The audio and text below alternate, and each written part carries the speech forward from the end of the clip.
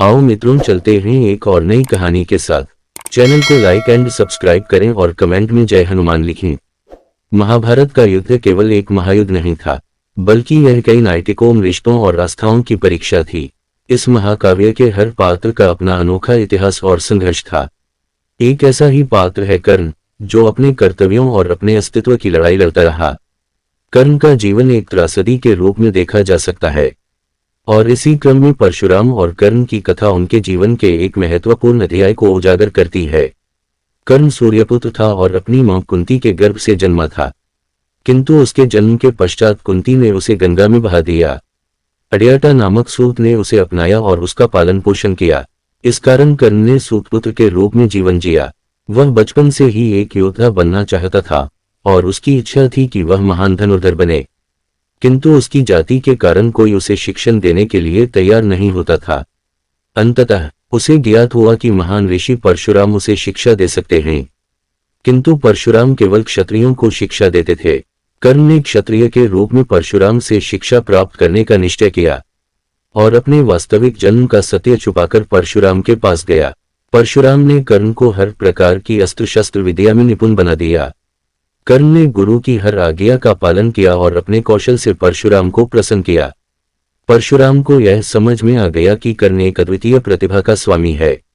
उन्होंने कर्ण को ब्रह्मास्त्र सहित कई देवस्त्रों का ज्ञान दिया, जो केवल महान और सत्यनिष्ठ योद्धाओं को ही प्रदान किया जाता था।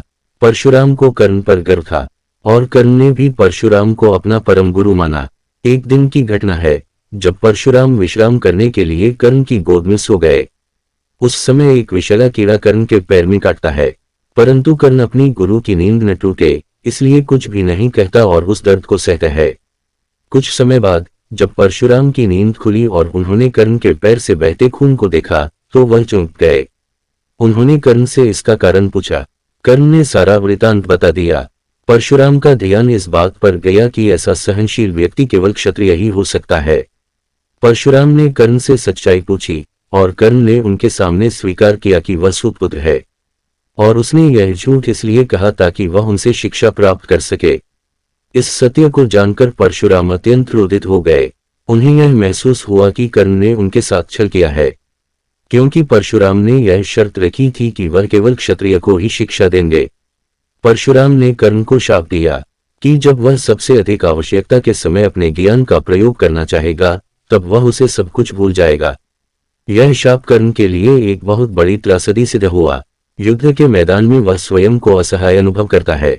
जब अर्जुन के साथ उसका युद्ध चल रहा होता है और उसके रथ का पहिया कीचड़ में फंस जाता है, वह अपने गुरु का दिया ज्ञान भूल चुका होता है और उसकी हार निश्चित हो जाती है।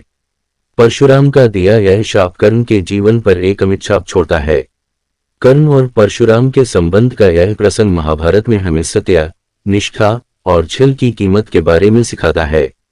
यह कथा दर्शाती है कि जीवन में सत्य का महत्व कितना अधिक है और किस प्रकार एक गलत निर्णय किसी व्यक्ति के जीवन की दिशा बदल सकता है। कर्ण के साहस, उसकी लगन और उसकी निष्ठा के बावजूद उसकी जीवन यात्रा का यह अध्याय उसे एक अमर योद्धा बनाता है, जो अपने संकल्पों के लिए किसी भी सीमा तक जा सकता है। चैनल को लाइक एंड सब्सक्राइब करें। कहानी कैसी लगी कमेंट करके बताएं।